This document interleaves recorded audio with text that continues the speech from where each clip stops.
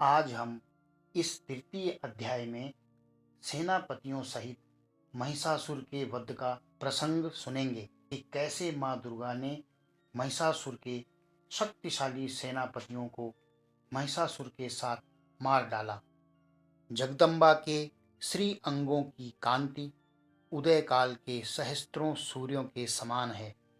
वे लाल रंग की रेशमी साड़ी पहने हुए हैं। उनके गले में मुंडमाला शोभा पा रही है।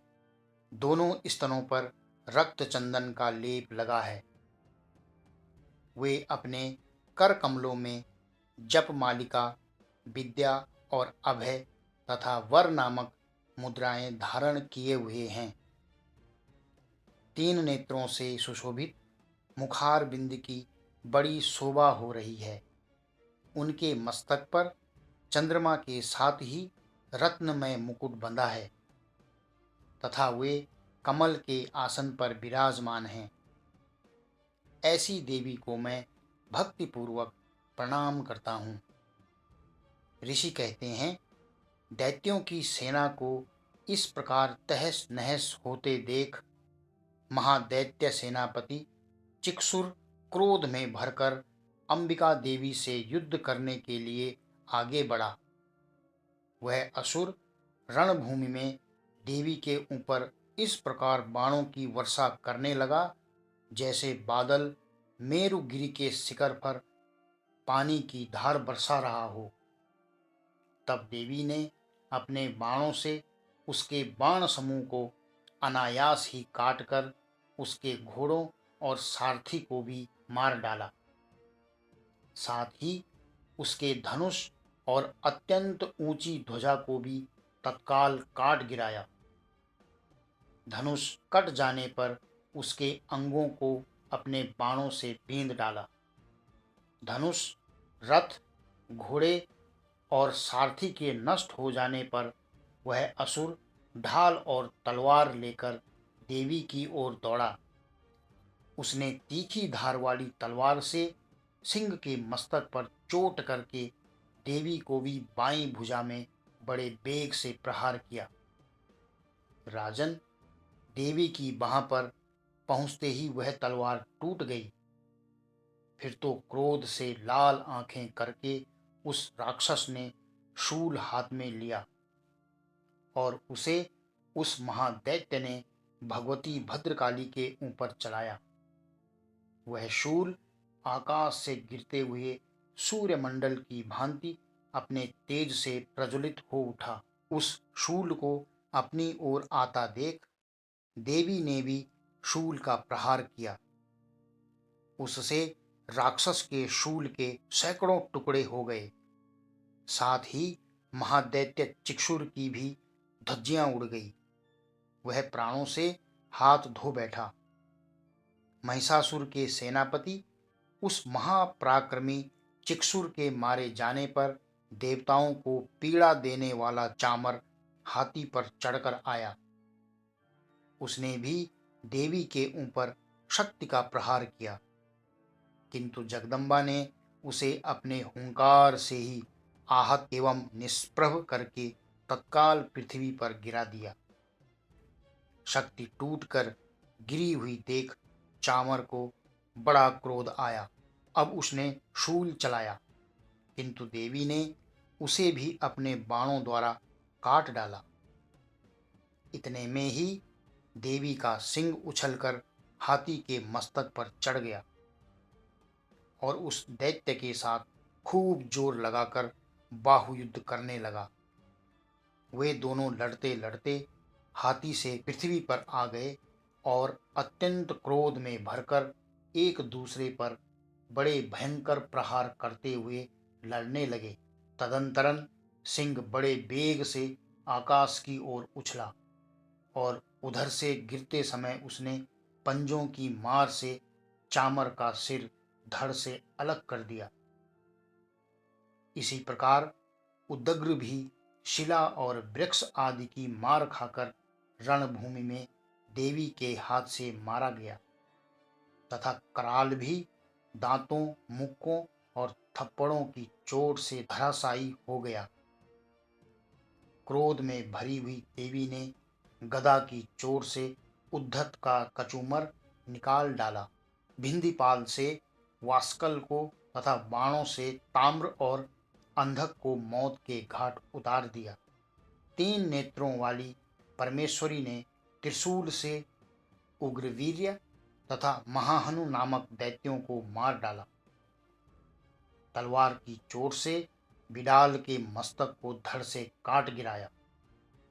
दुर्धर और दुर्मुख इन दोनों को भी अपने बाणों से यमलोक भेज दिया। इस प्रकार अपनी सेना का संहार होता देख महिषासुर ने भैंसे का रूप धारण करके देवी के गणों को त्रास देना आरंभ किया। किन्हीं को थुथुनु से मारकर, किन्हीं के ऊपर खुरों का प्रहार करके, किन्हीं किन्हीं को पूंछ से चोट पहुंचाकर, कुछ को सींगों से विदीर्ण करके, कुछ गणों को वेग से, किसी को सिंहनाद से, कुछ को चक्कर देकर और कितनों को निश्वास वायु के झोंके से धराशायी कर दिया।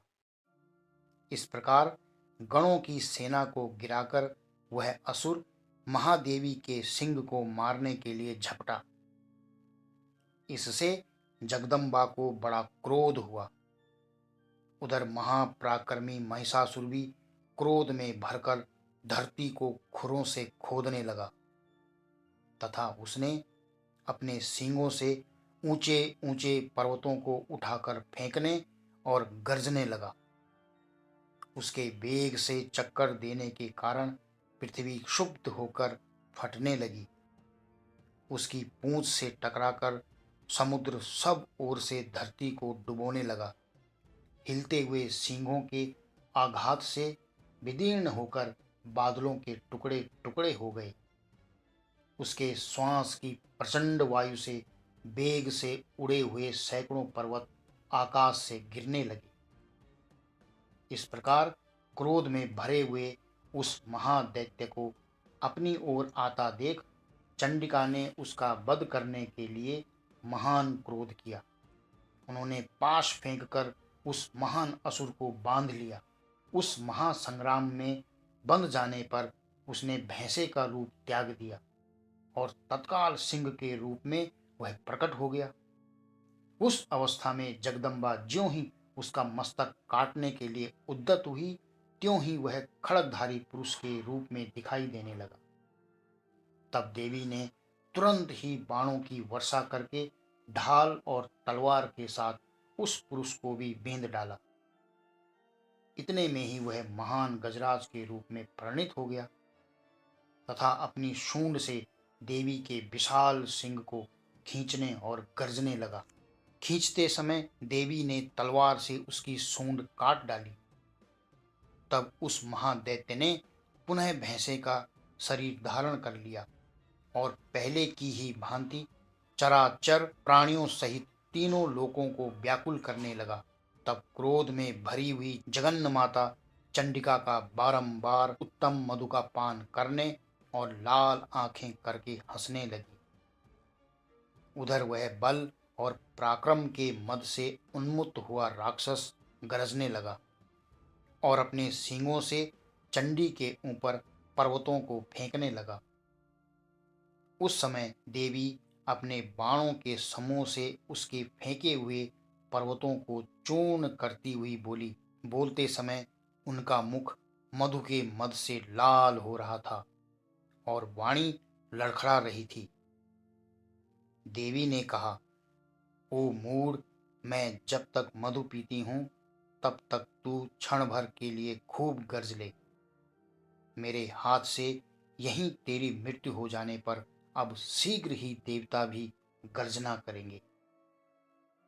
ऋषि कहते हैं, यूं कहकर देवी उछली और उस महादैत्य के ऊपर चढ़ गई। फिर अपने पैर से उसे दबाकर उन्होंने शूल से उसके कंठ में आघात किया। उसके पैर से दबा होने पर भी महिषासुर अपने मुख से अभी आधे शरीर से ही वह बाहर निकलने पाया था कि देवी ने अपने प्रभाव से उसे रोक दिया। आधा निकला होने पर भी वह महादैत्य देवी से युद्ध करने लगा। तब देवी ने बहुत बड़ी तलवार से उसका मस्तक काट गिराया। फिर तो हाहाकार करती हुई दैत्यों की सारी सेना भाग गई तथा संपूर्ण देवता अत्यंत प्रसन्न हो गए। देवताओं ने दिव्य महर्षियों के साथ दुर्गा देवी का स्तवन किया। गंधर्वराज गाने लगे और अप्सराएं नृत्य करने लगी। इस प्रकार श्री मार्कंडेय पुराण में सावर्णिक मनवंतर की कथा के अंतर्गत देवी महात्म्य में महिषासुर वध नामक तीसरा अध्याय पूरा हुआ।